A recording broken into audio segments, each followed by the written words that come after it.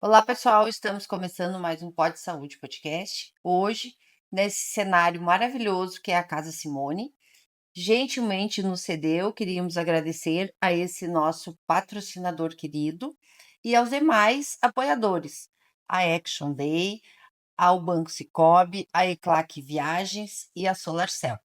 Hoje a gente vai fazer um episódio diferente, além do nosso cenário, um assunto que a gente vai humanizar as áreas da nossa profissão. Você certamente já chegou procurando um profissional de saúde com algumas perguntas, procurando uma solução rápida para algum problema pontual. E pode ter saído com perguntas que você nunca tinha imaginado sobre a sua saúde além da sua doença. E é exatamente sobre esse assunto que a gente não aprendeu na faculdade que a gente vai conversar hoje. O olhar do profissional além da doença do paciente. O que nos impactou aquele paciente que foi procurar a nossa ajuda e talvez tenha mais nos ajudado que nós a eles.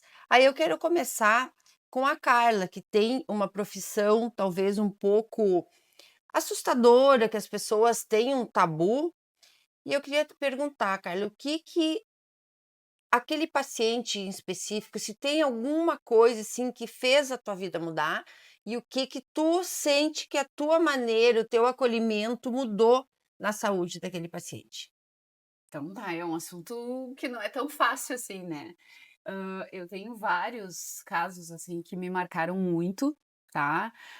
Tem uma paciente que eu atendi ontem mesmo que me fez alguns questionamentos que eu fiquei pensando o dia inteiro. Então assim, o que que eu queria falar para vocês e puxar, assim, para as pessoas que estão nos ouvindo, às vezes são coisas muito corriqueiras, que passa desapercebido no dia a dia, alguns sintomas, que a gente não dá a devida importância e a vida vai seguindo, tá. Então eu quero falar de um paciente específico, é um homem, 58 anos, sadio até então, praticava esportes, tu olhava para ele, ele tinha 58 anos, mas parecia que tinha bem menos. E a o único fato da vida dele, que eu vou dizer assim, que seria um fator de risco, que seria um ponto negativo, é que ele fumou, né. Ele fumou dos 18 aos 39 anos, uma carteira por dia. Então isso dá 21 anos de fumo, né, ele disse que ele era jovem, inicialmente ele iniciou a fumar com os amigos, e aí eu fico pensando, né, o que que essa mensagem dele traz pra gente. Nós temos filhos adolescentes, né, e a gente sabe que muitos hábitos ruins começam na adolescência. E aí depois o estresse, faculdade, trabalho, filhos, até que caiu a ficha perto dos 40 anos. E quando o paciente fala isso pra gente, a gente fica pensando na nossa vida, né, a gente também passa por tudo isso, por essas fases. E ele, com 58, teve um diagnóstico de câncer de pulmão, e ele me disse assim: "Ah, o que que eu deveria ter feito diferente?", né. E quando ele me perguntou isso, ele sabia o que que ele tinha, né, tinha aquele peso. E é muito difícil para a gente tentar contornar isso e explicar e passar uma mensagem positiva, às vezes, para o paciente. Então eu levo isso para minha vida, né, a experiência deles, então muitas opções que eu faço, eu baseio essas opções nos meus pacientes. E nesse caso específico era, pô, parecia tudo perfeito até os 58 anos ter esse diagnóstico e já não era uma doença tão inicial. E sempre que o paciente chega, e quanto mais orientado o paciente, mais sabendo da doença dele, gurias, eles querem tempo, né. Tempo é uma coisa difícil da Tempo para viver. gente comprar. Então sempre que eu penso do tempo, para mim, eu penso assim: "Não, eu tenho que aproveitar o tempo".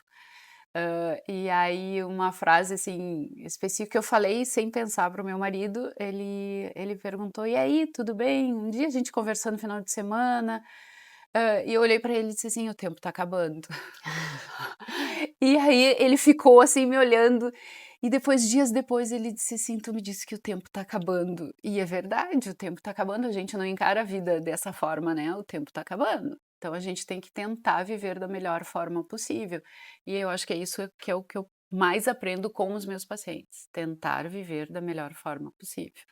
Hein, É Carla, e daí nesse caso específico desse paciente que ele te fez essa pergunta, acho que é uma pergunta bem tocante e difícil de tu fazer essa resposta também de uma forma que não vá afetar mais ainda ele no ponto que ele já está afetado. Então ele te perguntou o que que eu deveria fazer. É um questionamento que eu acho que a gente costuma fazer mesmo. No caso dele, ele não tem como voltar Não atrás. tem. Mas eu acho que é importante para quem está ouvindo o que que seria a melhor resposta, o que que ele poderia então ter feito para de repente ter eu acho que uma das coisas é não ter fumado, mas isso eu acho que é tá. vamos pensar num paliativo após isso. Tá, então assim, ó, fato, uma parcela da população fuma e fuma bastante, tá? Então isso é fato, a gente tem que conviver com isso. Alguns anos atrás, e até hoje em dia, não se fala do rastreamento do câncer de pulmão. Se eu falar para vocês aqui, tu já fez rastreamento de câncer de pulmão? Alguém Fiz. da tua Eu família fez? fiz, eu fiz depois daquele episódio com o Marcos Furian, que Aham. ele falou daquela tomografia de baixa intensidade e eu fiz. Viu só? Um Olha, viu? case Nosso de podcast sucesso. é Então é É, exatamente isso, gente. Então a Sociedade Americana de Oncologia, a Sociedade Brasileira de Oncologia, a Sociedade Brasileira de Pneumologia recomenda que nós façamos o rastreamento do câncer de pulmão, assim como a gente faz de mama, de próstata, para pessoas acima de 50 anos, mesmo não fumantes, mas com foco naqueles pacientes de maior risco, que é tabagista ou ex-tabagista, que é exatamente esse paciente, né? Então, imagina, ele tinha 58 anos quando ele chegou para mim, ele não sabia do rastreamento, ele teve 8 anos de indicação de fazer e ele não fez. Então, acho que é isso que chama mais atenção. Eu não posso apagar o cigarro da vida dele, mas ele poderia, a partir dos 50 anos, fazer uma tomografia de baixa dosagem, de radiação, para prevenir. E para vocês entenderem, assim, a cada entre 100 a 200, vamos arredondar para 150. Se eu fizer 150 tomografias de baixa dosagem em pacientes de risco, como ele era, a cada 150 eu faço um diagnóstico de lesão neoplásica, cancerígena, em fase bem inicial, tá? Então aí tu vê, eu faço menos de 200 exames e eu consigo diagnosticar um paciente. agora tu vê só como parece uma coisa pequena, mas o nosso podcast aqui, né? Que a gente está falando, faz o quê? 2 anos que a gente está Uhum. abordando assuntos. Às vezes o fato da gente ter conversado sobre isso, a gente está conversando hoje, quantas pessoas talvez vão te procurar e vão pedir uma tomografia para fazer esse um rastreamento. diagnóstico precoce. Sobre o alcoolismo, esses dias eu estava falando com a minha filha, aquele nosso episódio do alcoolismo, ele me mudou a maneira de eu viver. Principalmente no inverno, a gente tinha aquela mania: "Ah, vamos tomar um vinho". Quando não era eu, era meu marido: "Vamos tomar um vinho hoje, vamos tomar uma taça". Mas era quase todos os dias, às vezes era de segunda em segunda, a gente tomava uma taça de vinho, no inverno, porque era gostoso, um dia era com capelete, com um risoto, e acabava tomando. Eu restringi ao final de semana, ou a sexta ou ao sábado, diminuo tomando água. Então a gente consegue mudar os hábitos, às vezes com esclarecimento e assistindo um pod saúde, um podcast, um vídeo sobre saúde. Uhum. Não, E eu acho que acho que é isso que a gente está conseguindo fazer com as pessoas. com certeza. Mas assim, gurias, em relação à Gabi, eu quero saber da Gabi, porque ontem também eu tive uma paciente que falou, né, e me questionou algumas coisas sobre proteína, creatina, como qualidade de vida, tá? Para uma paciente mais jovem. Eu queria saber se tu tem algum caso assim que tu acha interessante falar aqui pra gente, que o pessoal possa levar em consideração isso. Tá, então, eu separei, assim, um caso que me marcou bastante, que representa bastante de nós mulheres, de uma parcela bem grande dos meus pacientes, mas essa em especial tinha algumas peculiaridades, assim, que me tocou mais. Era uma paciente de 47 anos, que ela tinha tido uma filha, já com 41 ela teve essa filha, então ela tinha 47 e tinha uma filha de 6. Nós temos aqui 40 e poucos e temos filhos Mais criados velhos. aí mais velhos, 16, né. né, eu já tenho 50 e poucos. E já tem uma filha um filho formado, né, então são patamares diferentes, são exigências da maternidade diferente. Então ela se viu com 47 anos, com sobrepeso, estava entrando em obesidade, e a pressa dela, a dor maior dela era aquele peso. Mas o que se vê na consulta é muito além disso, e é isso que eu queria trazer aqui no episódio, que a urgência sempre é o emagrecimento, mas atrás disso tem muitas outras questões que estão, inclusive atrapalhando aquele emagrecimento. Essa paciente, ela não tinha energia para nada, ela se sentia sempre cansada. Então tu imagina, com uma filha de 6 anos, tu tá sempre cansada. Ela acordava às 3 da manhã quase que todas as noites e perdia o sono. Na manhã seguinte ela não conseguia acordar com disposição, ela tinha fome o dia todo. Então tudo isso ia contra o emagrecimento dela, que era o ponto principal que ela me procurou.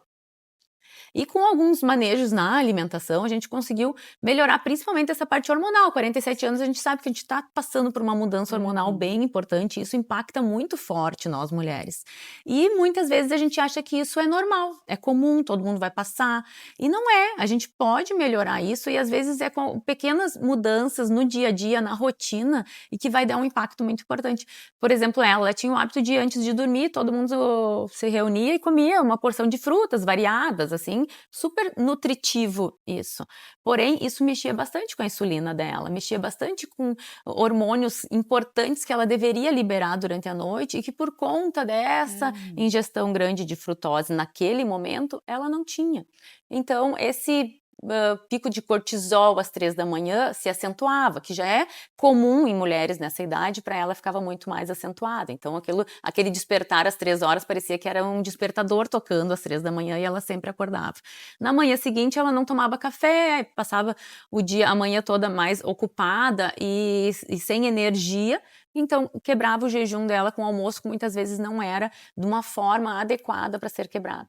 Então alguns ajustes simples já fez ela perceber melhoras no dia a dia. E o que mais me recompensa dessas pacientes não é elas chegarem, se pesarem e ver o emagrecimento, porque o emagrecimento se torna fácil perto dos outros sintomas.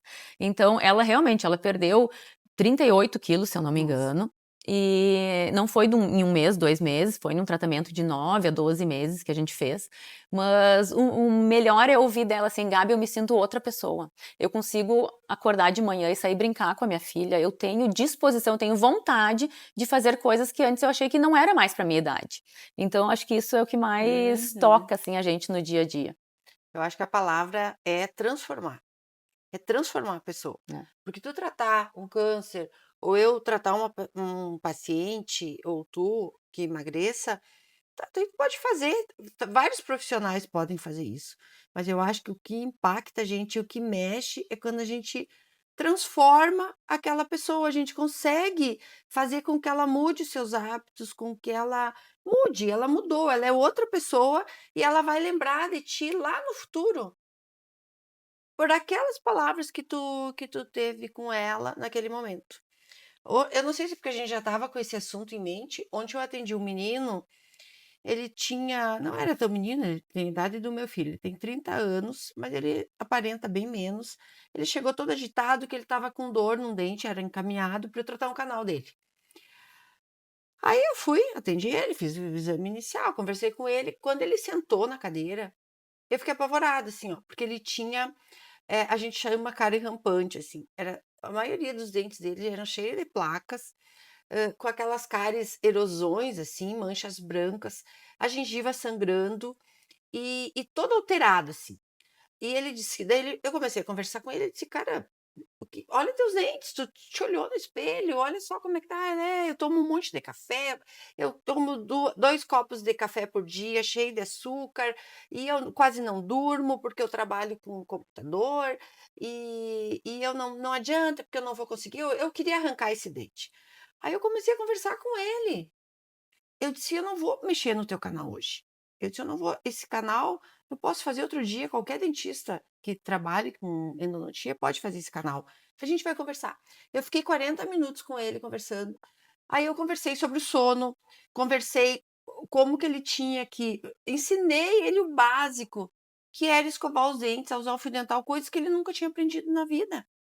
E eu tenho certeza que ele vai voltar na outra semana para daí sim fazer o procedimento que ele me veio encaminhado com outra com outro sorriso, porque ele valorizou daí os dentes dele, ele se sentiu acolhido, ele sentiu que alguém estava olhando para ele além de um dente, eu estava falando de saúde com ele. E aquilo, assim, me fez tão bem, aquela conversa com ele, e daí eu disse: "Olha, hoje eu tô falando contigo, tô bem queridinha contigo, mas na outra semana quando tu vir, eu vou puxar tua orelha, porque tu tem idade pra ser meu filho". E a minha secretária dizia: "E ela vai mesmo". E ele ria, e eu tenho certeza que daí eu disse: "Daqui quando tiver 50, 60 anos e tiver teus dentes na boca e ver a importância que é isso, tu vai lembrar: 'Nossa, eu tive uma dentista lá no passado que me orientou e cuidou de mim de uma maneira geral'". E é isso que eu acho que os profissionais de hoje, que está formando muito, muito médico, muito Uhum. dentista, eles não têm isso, é parar e fazer talvez o simples, mas naquele momento é o mais importante, é aquele simples que vai mudar, que vai transformar a vida da pessoa, de uma maneira saudável, em todas as profissões. E como é importante essa visão integral do paciente. Eu acho que Integral. nós 3 temos aqui essa característica, porque a gente gosta dessa comunicação, gosta de acolher esse paciente. Não é, de repente, uma característica de todos os profissionais da Não. saúde, mas eu acho que é uma característica bem importante. Eu hoje também atendi uma paciente antes de vir, então a gente estava com um olhar também maior em relação a isso, porque a gente já queria trazer esses casos para o consultório.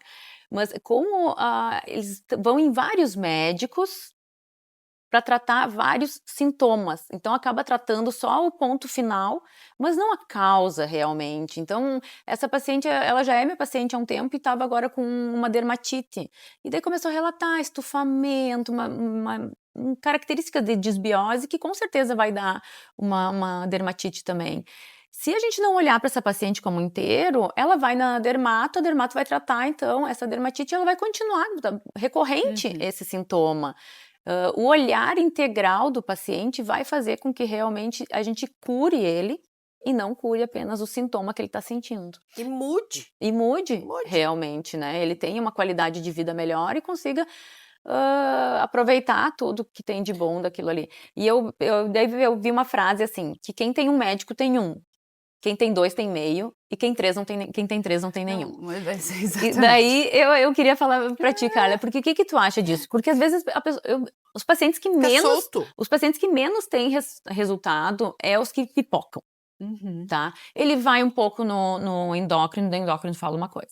E daí ele vai na gineco, a gineco fala outra coisa. Daí ele vai daí ele não gostou, ele vai no outro. Então eles vão mudando, quando É. vê não fazem nenhum acompanhamento até o fim. Tu tem que ter aquele médico de confiança teu, aquele teu E aquele tutor médico mesmo. que se sinta dono do paciente. Às vezes Dono eu do falo: paciente. "Agora É. tu é meu paciente, esse dente é meu, eu que vou cuidar dele, eu que vou cuidar da tua boca". Exatamente isso. Na verdade, o que tu tá falando, Gabi, vamos pensar na evolução da medicina, né? Há alguns anos atrás, existia o médico de família, aquele médico que tratava todo mundo naquela família. Desde a criança, ele fazia o parto, ele cuidava dos idosos, ele acompanhava o paciente. Então, ele sabia tudo de todo mundo e ele era o responsável por aquele povo, né? Aquela população ali.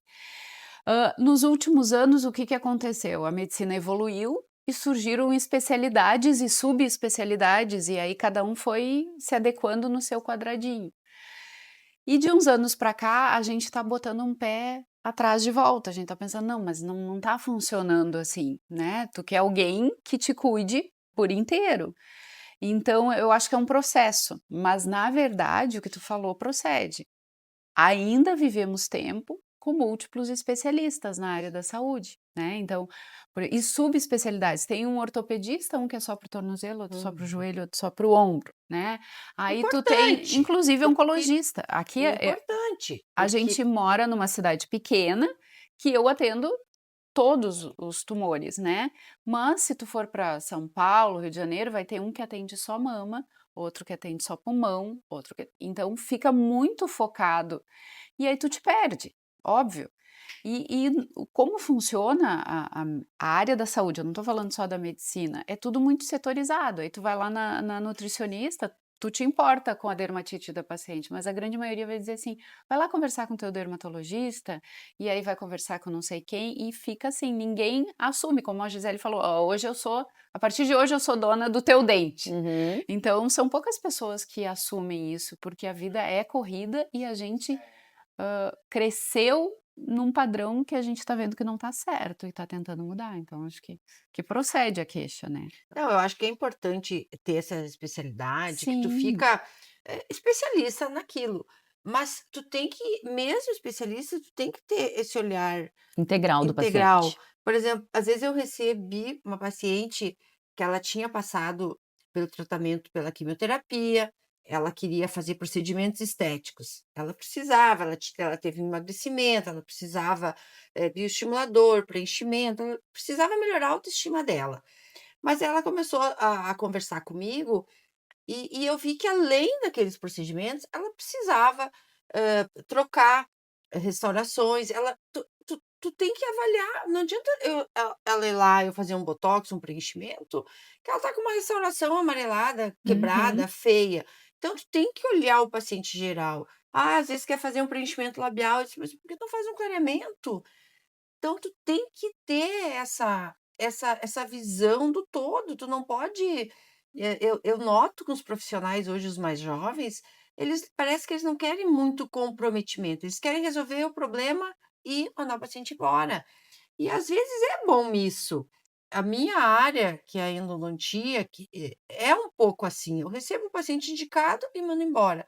Mas como eu falei, às vezes eu falo para os pacientes, e ontem eu falei especialmente para esse: "Se eu tratar esse teu canal e te mandar embora, eu vou resolver tua dor", ele já estava meio sem dor, porque já tinham feito aquele primeiro procedimento, por isso que eu consegui fazer esse outro atendimento nele, mas daqui 6 meses, tu vai vir com outro dente para tratar canal, tu vai vir com outro dente quebrado e assim vai. E agora não, a partir dessa tua transformação, dessa tua mudança, tu não vai mais ter cárie, tu não vai mais ter cárie, a gente vai resolver teus problemas de saúde bucal e tu não vai mais ter cárie na tua vida, tu vai escovar, tu vai usar o fio dental e tu vai mudar a tua vida. E eu acho que é isso que os profissionais hoje não Hum. estão atentando para esse tipo de atendimento. Tá, gurias, agora eu vou fazer o advogado do diabo, assim. Para fazer esse atendimento, a gente precisa estar bem clinicamente, porque tu Sim. te envolve, e isso tem um peso, tu traz a responsabilidade para ti.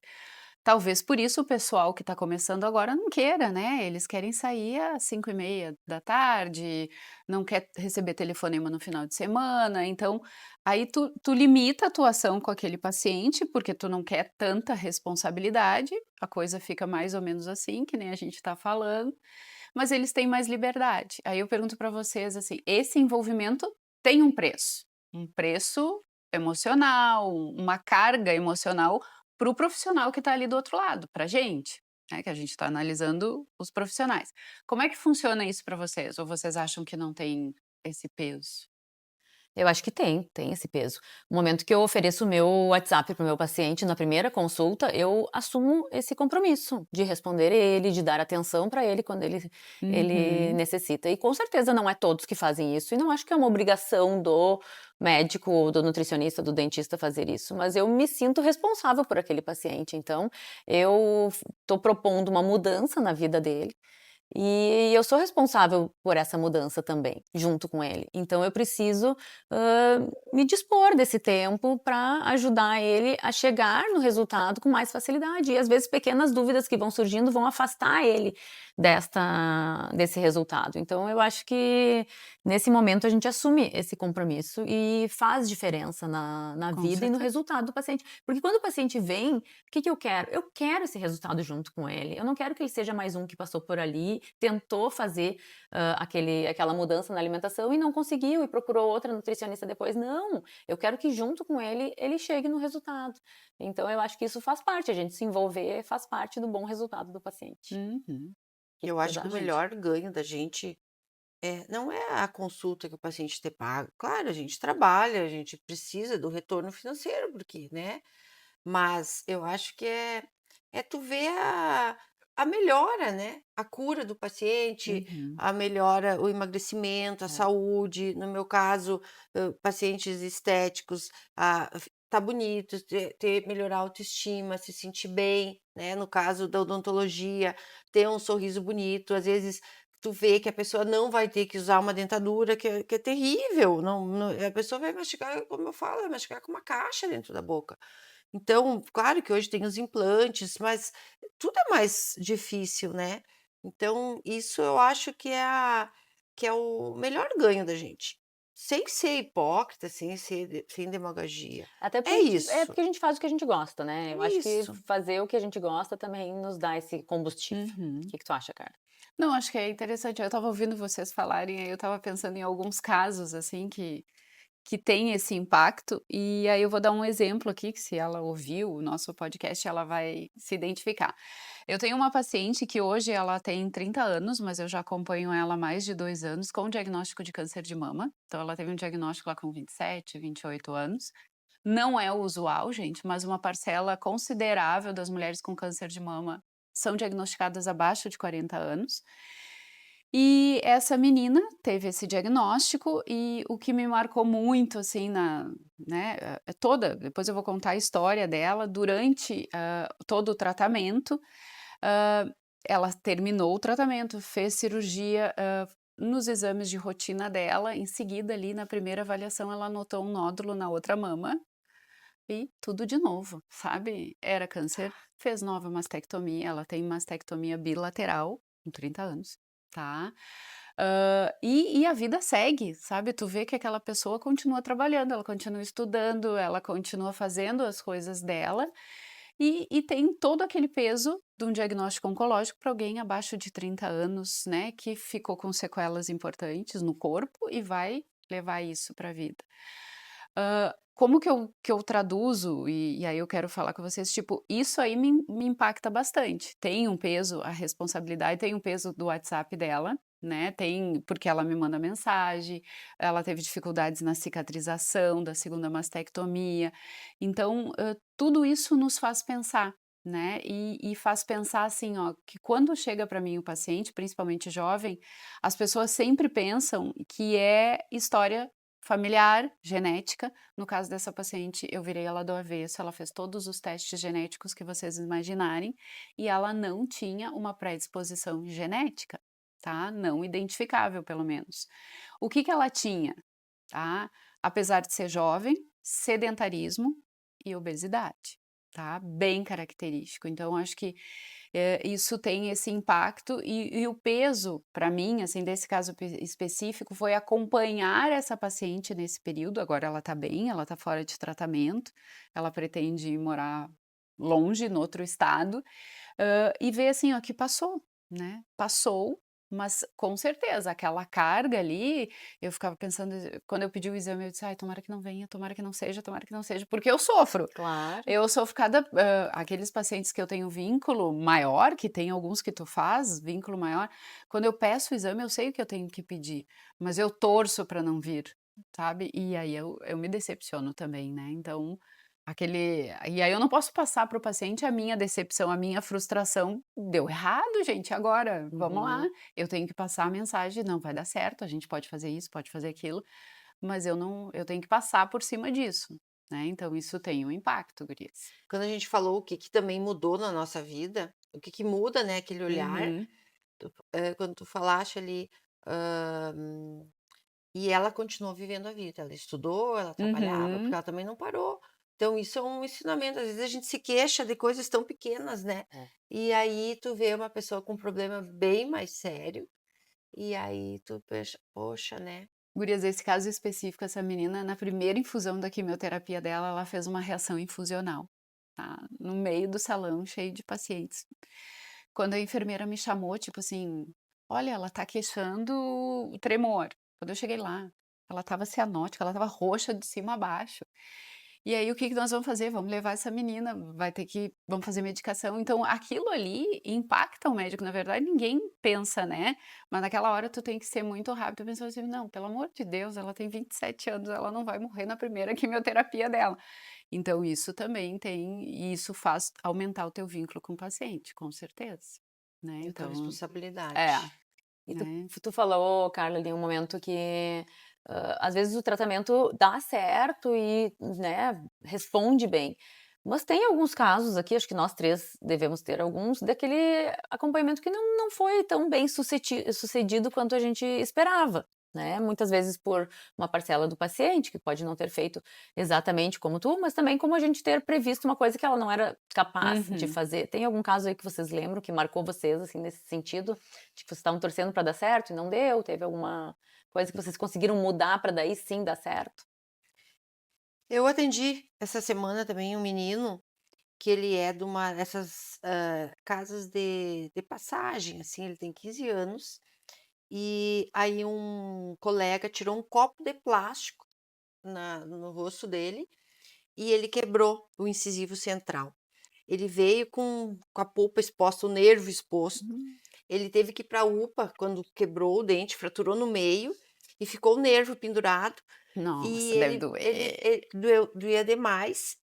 E é um menino que o pai ele estava me levaram para tratar o canal desse dente, ele ficou acho que uns 2 dias sofrendo de dor, ele disse que ele tinha que tomar água do lado.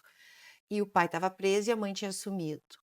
E ele tinha avó que ele ia passar os finais de semana e a avó não queria ele.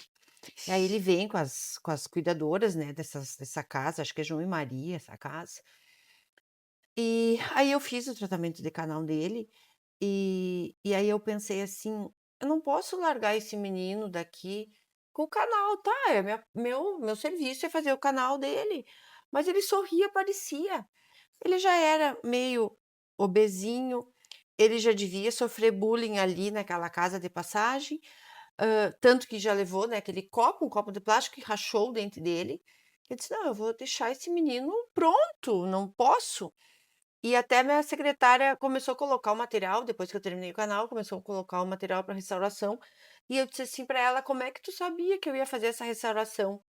Daí ela falou: "Ah, por acaso eu não te conheço, que ela já está comigo há 15 anos, que eu jamais ia, né, deixar aquilo ali". Deixar um trabalho pela metade, Tinha o seria. trabalho pela metade, não ia ganhar nada com aquilo, mas eu, né, e eu fiz. E daí ele saiu, assim, e ele abraçava a mim e a ela, sabe. Porque quando eu Uhum. dei o espelho e coloquei mostrei o dente para ele, assim. Então aquilo, não tem, tu ganha o teu dia, tu ganha a tua semana, tu, né, tu fazer uma coisa que eu não ganhei nada para fazer aquela restauração, mas eu não tinha como não fazer, sabe. Então, assim, não foi uma coisa que deu errado, é uma coisa que deu Sim, deu certo, certo. mas, assim, aquilo me mostra que como que tu tem que fazer, às vezes não é por dinheiro, daí eu mostro para minhas filhas, e às vezes eu falo para elas, não é para eu mostrar que eu fiz, dizer: "Ai, como a mãe é boa", não, para elas seguirem o exemplo, sabe, para elas fazerem as coisas além da parte financeira, porque é isso que tu ganha o retorno, não é aquele dinheiro que ele me pagou o tratamento de canal que me fez feliz. Me fez feliz ter feito a restauração dele. Claro, eu não posso atender todo mundo de graça, né, Uhum. porque a gente quer meu trabalho, mas aquilo ali que foi mais importante, eu tenho certeza que ele vai lembrar de mim, sabe, e para sempre, porque tu fez uma diferença na pessoa, um dente da frente para um jovem de 15 anos, Né. né. E a importância, às vezes, dos pais de cuidar, de que é outra coisa que me chama muita atenção, que às vezes eu atendo crianças, não atendo muitas crianças, mas às vezes adolescente, e eu pergunto: "Bah, ele não escova", já eu mando ele escovar, mas ele não te obedece? É, dá um sorrisinho. É, come muito doce, mas quem que compra o doce? Ah, ele que compra, mas quem que dá o dinheiro? Daí vou apertando, apertando, porque às vezes os pais querem botar a culpa nos filhos, que é o filho que não escova, que é o filho que come doce, e aí eu vou apertando, sabe, até chegar No pai. que ele responda. E como faz diferença esses pais que têm que assumir a sua postura de pai e cobrar e fazer escovar né, e puxar pelos filhos. A mesma coisa quando chegam os filhos, sentam, o pai fica tem 2 poltronas, às vezes chega com 2 filhos e o pai fica de pé ou a mãe. Aí eu digo: "Tu deixa a tua mãe sentar, ele que tem que sentar, não tu". Eu falo na frente do pai, não sei se gosta, mas eu falo: "Tu tem que ter a postura de pai, e os filhos que levantem, né". A gente tem que puxar esse respeito de antigamente, porque senão hoje em dia Se perde. virou. Gabi, tu falou ali de pacientes que marcaram, assim, eu tenho vários pacientes, tá, mas eu tenho, assim, ó, Eu tenho muito respeito pelo tratamento oncológico e apesar de eu tratar paciente há mais de 20 anos, a gente sabe, todos os efeitos colaterais possíveis a curto, a longo e a médio prazo. Então a gente sabe que não é brincadeira aquilo. Então teve um paciente, quando eu estava na residência, que marcou, na verdade, ele tinha também 20 e poucos anos, assim como nós, residentes na época.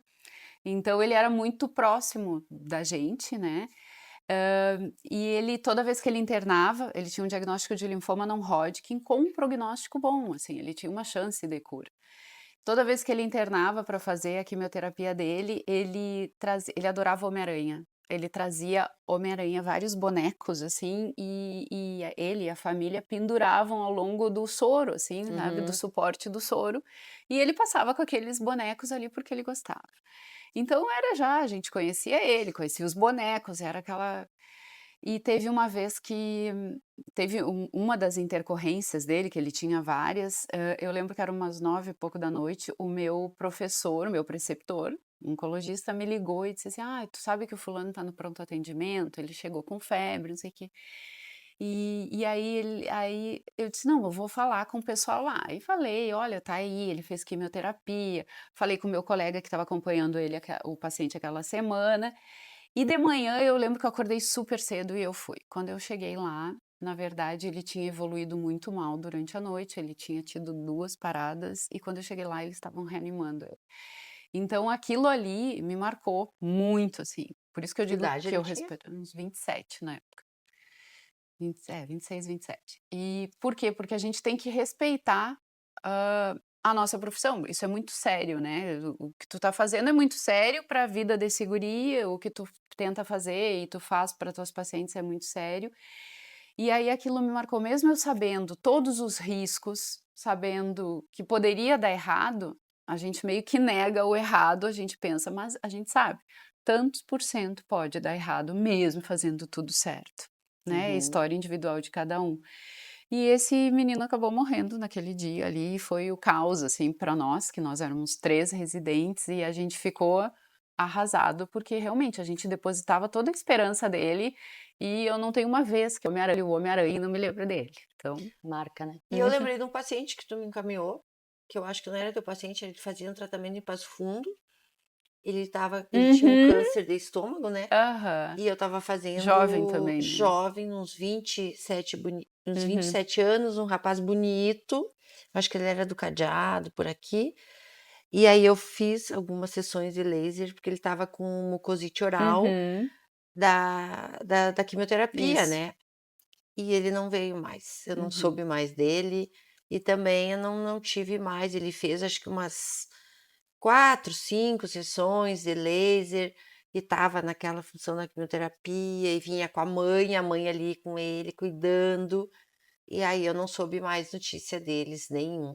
A Eu não gente sei tem se ele isso também, né, às vezes a faleceu. gente acompanha o paciente, a gente Se cria esse perde, né. É. vínculo, É, mas de repente o paciente some e a gente não fica mais Uhum. sabendo sobre mas eu não ele, mas a sei se gente fica ele com aquela dúvida dentro de será que nós. ele melhorou? Será que ele melhorou? Será que tá tudo bem? E daí que bom que ele não precisou mais vir? Será que aconteceu uma coisa pior? Às vezes a gente é Exato, abandonado pelos Uhum. pacientes porque a também. última vez que ele veio, ele tinha passado mal e estava meio ruim, assim, sabe, e eu também não tive coragem de ligar para saber, né, se ele melhorou total e se recuperou, Sim. Sim. ou se ele faleceu, É, eu porque também não tive notícia. Eu é perguntei até se nesses casos que às vezes dá certo, às vezes não dá, porque para mim chega pacientes, a maioria dos meus pacientes já fizeram várias dietas antes até chegar em mim. Então já procuraram outras nutricionistas, já fizeram dieta da moda, dieta da internet, dieta não sei do quê.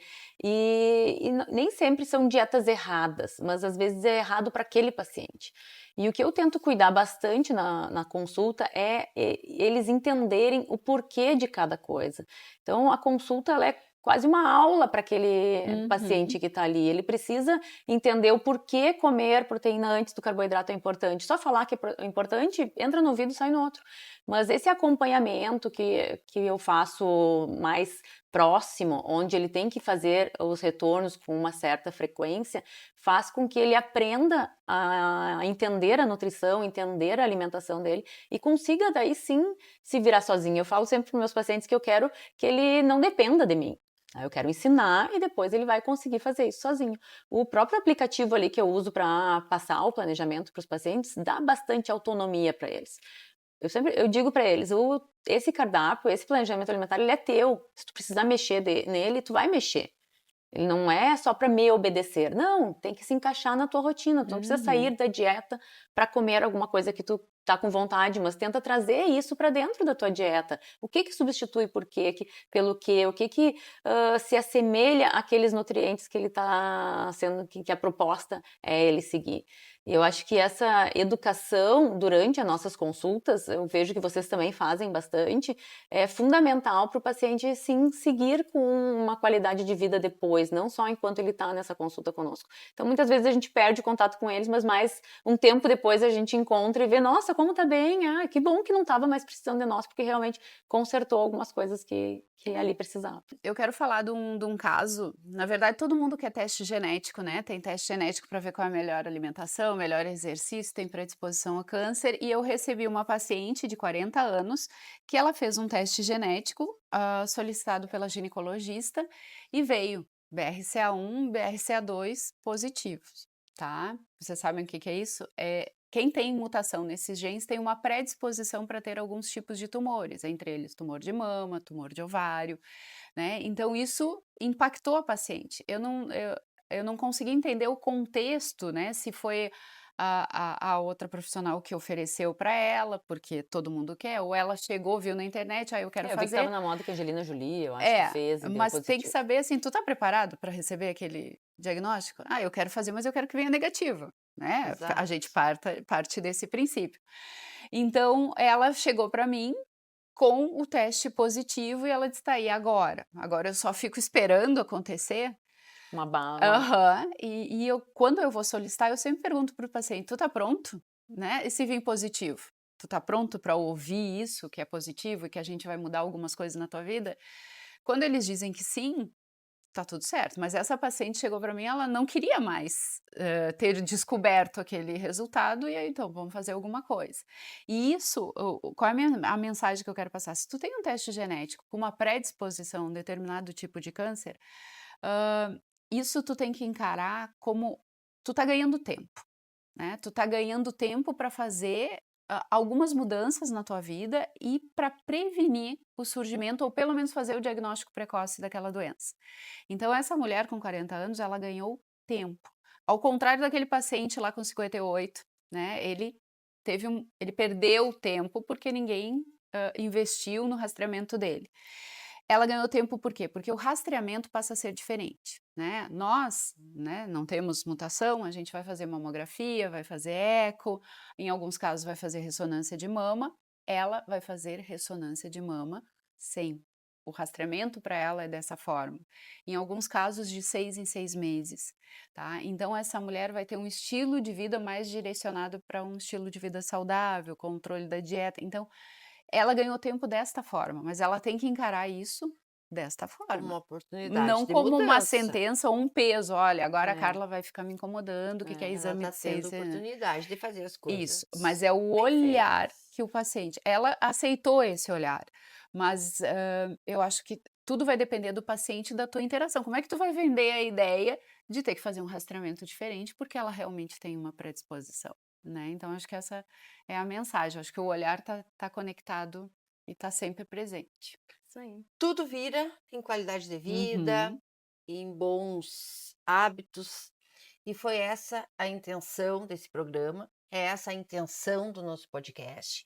Então, se você gostou, já assistiu algum episódio, compartilha, curte, mostre para os seus amigos, mostre para sua família, porque sempre vai ter um episódio que vai te tocar e que vai fazer tu pensar em mudar alguns hábitos para ter uma saúde melhor. Então a gente quer agradecer de novo a Casa Simone pela gentileza de ter nos acolhido nessa loja tão linda, agradecer ao Banco Sicoob, a Action, a Solar Cell e a Eclac Viagens. E até o nosso próximo episódio. Muito Saúde, bem. gente, saúde. Saúde.